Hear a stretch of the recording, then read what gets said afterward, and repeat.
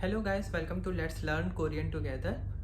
सो guys, पहले तो मैं आप लोगों से माफ़ी मांगना चाहूँगा क्योंकि मैं बहुत दिनों के बाद वीडियो बना रहा हूँ। एक्चुअली मैं कुछ ज़्यादा ही बिजी था अपने एग्ज़ाम्स की वजह से और प्रोजेक्ट्स की वजह से।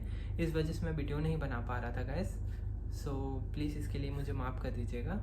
सो गाइस, चलिए आज का वीडियो स्टार्ट करते हैं। तो आज के टॉपिक में हम 2 चैप्टर कवर करने का कोशिश करेंगे। पहला जो होगा वो हमारा ये होगा कि हम किस तरीके से ऑब्जेक्ट मेकिंग पार्टिकल का यूज़ करते हैं, यानी कि उर, उल और रुल का इस्तेमाल हम किस तरीके से करते हैं। उल और रुल का इस्तेमाल हम किस तरीके से करते हैं ये देखेंगे।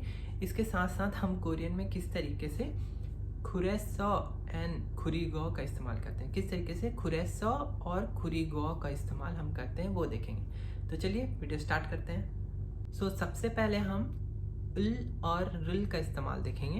तो उल का इस्तेमाल कब करते हैं? अगर हमारा वर्ड का एंडिंग अगर कॉन्सोनेंट हो रहा है तो हम उसको उसमें उल लगाएंगे, या तो अगर वावल से एंड हो रहा है तो हम उसमें क्या लगाएंगे? रुल लगाएंगे। ठीक है, जैसे कि टेलीविजन। टेलीविजन अगर हम लोग बोलते हैं तो टेलीविजन का एंडिंग किस में हो रहा है? न से कॉन्सोनेंट है तो इसमें क्या लगेगा? उल लगेगा। तो ये हो जाएगा टेलीविजन उल, टेलीविजन उल। ठीक है, जैसे कि फॉर एग्जांपल अगर हम ये बोलते हैं टीवी देखे, टेलीविजनुल फायो, टेलीविजनुल फायो। लेकिन एक चीज ध्यान रखना है, क्योंकि ये सेंटेंस काफ़ी छोटा है तो हम इजीली आइडेंटिफाई कर पा रहे हैं कि क्या ऑब्जेक्ट है, तो इसमें ऑब्जेक्ट मेकिंग पार्टिकल लगाना उतना ज़रूरी नहीं है। लेकिन अगर सेंटेंस अगर थोड़ा लंबा हो जाता है तो हमें लगाना ज़रूरी होता है। जैसे कि फॉर एग्जांपल अगर हम ये बोलते हैं टेलीविजनुल 일주일에 몇 번 봐요, टेलीविजनुल टीवी 일주일에 हफ्ते में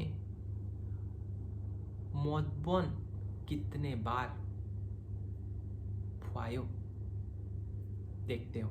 ठीक है, अगर हम ये बोलते हैं टेलीविजन हफ्ते में कितने बार देखते हो तो ये काफ़ी लंबा सेंटेंस हो जा रहा है, तो इसमें ऑब्जेक्ट को बताना बहुत ज़रूरी है। तो इसमें हमें उल का इस्तेमाल करेंगे ही करेंगे। तो ये हो जाएगा टेलीविजन उल 일주일에 몇 번 봐요। आई होप आप लोगों को समझ में आया होगा कि हम किस तरीके से उल और रुल का इस्तेमाल करते हैं। तो अब हम ये देखेंगे कि खुरीगो एंड खुरेसो का इस्तेमाल कब, कैसे और क्यों होता है। तो पहले हम खुरीगो को देखते हैं। खुरीगो हम बेसिकली एंड के लिए यूज़ करते हैं, एंड के लिए। जैसे कि अगर मैं ये बोलता हूँ दूध, ब्रेड और पानी, और पानी, तो हम इसे कोरियन में कैसा बोलेंगे?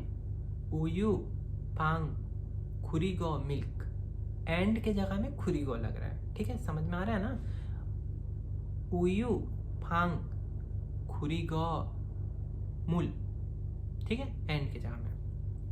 इसी तरह एक और एग्जांपल ले लेते हैं। जैसे कि अगर मैं ये बोलता हूँ दोस्त से मिला और चावल खाया या किमची खाया। ठीक है, दोस्त से मिला और चावल खाया, तो हम इसे क्या बोलेंगे कोरियन में? चिंगुरुल 만났어요, चिंगुरुल 만났어요, दोस्त से मिला। एंड में क्या लगाएंगे हम? खुरीगो, खुरीगो 밥을 먹어요, 밥을 먹어요। 친구를 만났어요, 그리고 밥을 먹어요, दोस्त से मिला और चावल खाया। या आप जो भी खाया, आपको जो भी पसंद है, आप इस तरीके से सेंटेंस बना सकते हैं। ठीक है, आई होप आप लोगों को खुरीगो का इस्तेमाल करना आप लोग समझ गए होंगे कि कब और कैसे यूज़ हो रहा है खुरीगो का इस्तेमाल। तो अब हम आगे देखते हैं। अब हम देखते हैं कि हम खुरेसो का इस्तेमाल कब करते हैं और क्यों करते हैं। तो खुरेसो बेसिकली देयरफॉर के लिए, यानी कि इसलिए, जैसे हम बोलते हैं ना इसलिए, तो उस जगह पे हम इस्तेमाल करेंगे खुरेसो का। जैसे कि फॉर एग्जांपल आज बारिश हो रहा था इसलिए घर में था, तो जो इसलिए हो रहा है ना, इसलिए के जगह में हम क्या फिट करेंगे? खुरेसो, खुरेसो को फिट करेंगे, ठीक है। तो आज बारिश हो रहा था, ओनुल फीगा वासोयो, ओनुल फीगा वासोयो। देखो कोरियन लोग ना ये नहीं बोलते हैं कि आज बारिश हो रहा था, एक्चुअल में हिंदी में अगर उसको ट्रांसलेट करें ना तो लोग ये बोल रहे हैं कि आज बारिश आ रहा था, आ रहा था। देख रहे हो ना, ओनुल फीगा वासोयो, वासोयो मतलब तो आ रहा था होता है ना, तो एक्चुअल में अगर देखा जाए तो वो लोग ये बोलते हैं कि आज बारिश आ रहा था, बल्कि ये नहीं बोलते हैं कि आज बारिश हो रहा था, ठीक है। तो इसमें कंफ्यूज मत होना, वो लोग मतलब वैसे ही बोलते हैं, मतलब फीगा वासोयो ही बोला जाता है वहाँ पर। हम लोग अगर हिंदी में ट्रांसलेट करेंगे तो थोड़ा बहुत अजीब लगेगा हमें। तो ओनुल फीगा वासोयो कुरे서 집에 있었어요, कुरे서 집에 있었어요, इसलिए घर में था, ठीक है। 오늘 비가 왔어요, 그래서 집에 있었어요। आई होप आप लोगों को ये एग्जाम्पल समझ में आया होगा। तो चलो कुछ और एग्जाम्पल्स ले लेते हैं, जैसे कि 김치는 맛있어요, 그리고 한국 음식이에요। 김치는 맛있어요, किमची टेस्टी है, 그리고 और 한국 음식이에요, कोरियन फूड है, ठीक है। इसके साथ साथ 저는 학생이에요, 저는 학생이에요, 그리고 한국어를 공부해요, 저는 학생이에요, मैं स्टूडेंट हूँ, 그리고 और 한국어를 공부해요, कोरियन पढ़ाई कर रहा हूँ, 한국어를 कोरियन भाषा, ठीक है। अगर हम और लगा देते हैं ना तो वो भाषा को बताता है, ठीक है। जैसे हम इंडो औरुल अगर हम बोलते हैं तो इंडियन भाषा, इंडियन भाषा, ठीक है। फ्रांसु औरुल अगर हम बोलते हैं तो ये हो जाएगा फ्रेंच, ठीक है। फ्रांसु ठीक है, ये हो जाएगा फ्रेंच, ठीक है। तो जैसे कि मैंने ये बोला, 저는 학생이에요, 그리고 한국어를 공부해요, मैं स्टूडेंट हूँ और मैं कोरियन पढ़ाई कर रहा हूँ, ठीक है। इसके साथ साथ एक और देखते हैं, 저는 학생이에요, 그래서 돈이 없어요, मैं स्टूडेंट हूँ, 저는 학생이에요, 그래서 इसलिए 돈이 없어요, इसलिए पैसे नहीं है, ठीक है। आई होप आप लोगों को समझ में आया होगा। चलो एक और एग्जांपल देख लेते हैं।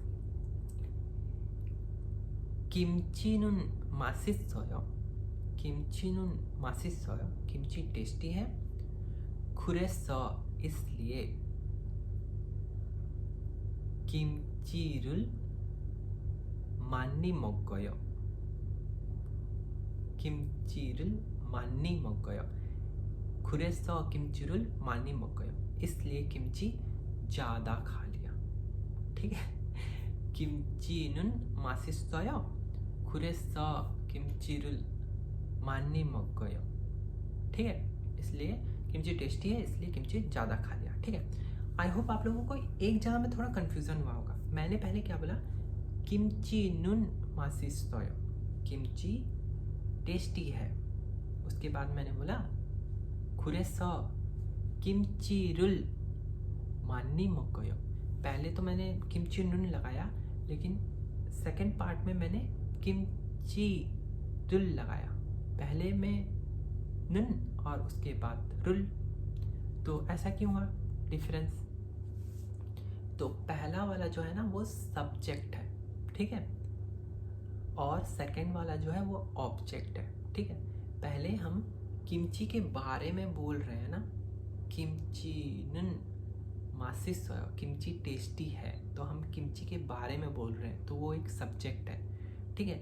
और दूसरा जो है किमचीरुल 많이 먹어요, इसलिए किमची ज़्यादा खा लिया, किमची ज़्यादा खा लिया। क्या ज़्यादा खा लिया? किमची ज़्यादा खा लिया। तो एक ऑब्जेक्ट बता रहा है, ठीक है। आई होप आप लोगों को ये समझ में आ गया होगा कि ये सब्जेक्ट और ऑब्जेक्ट का क्या अंतर है। हाँ, तो आई होप मैं आप लोगों को क्लियरली समझा पाया हूँ। सो आज का टॉपिक इतना ही था, लेकिन आप लोगों को मैं ये चाहूँगा कि आप लोग कुछ और सेंटेंस खुद से भी बनाओ कुछ, क्योंकि वीडियो बहुत ज़्यादा लंबा हो जाएगा, इस वजह से मैं ज़्यादा भी एग्जांपल्स नहीं दे पाता आप लोगों को। तो आप लोग एक काम करो ना, आप लोग कुछ अपने से भी कुछ वर्ड्स को निकालो और सेंटेंस अपने से बनाने का कोशिश करो और नोट्स मेंटेन करो। इससे आप लोग नए वर्ड्स भी सीखोगे और ग्रामर भी इम्प्रूव होगा, क्योंकि मेन ग्रामर है ज़्यादातर वर्ड्स तो आप धीरे धीरे सीखते ही जाओगे। सो गाइस, बहुत बहुत थैंक यू वीडियो देखने के लिए। अगर आप लोगों को वीडियो पसंद आया तो please like share and subscribe करना ना भूलना। Thank you so much guys, have a great day, bye bye.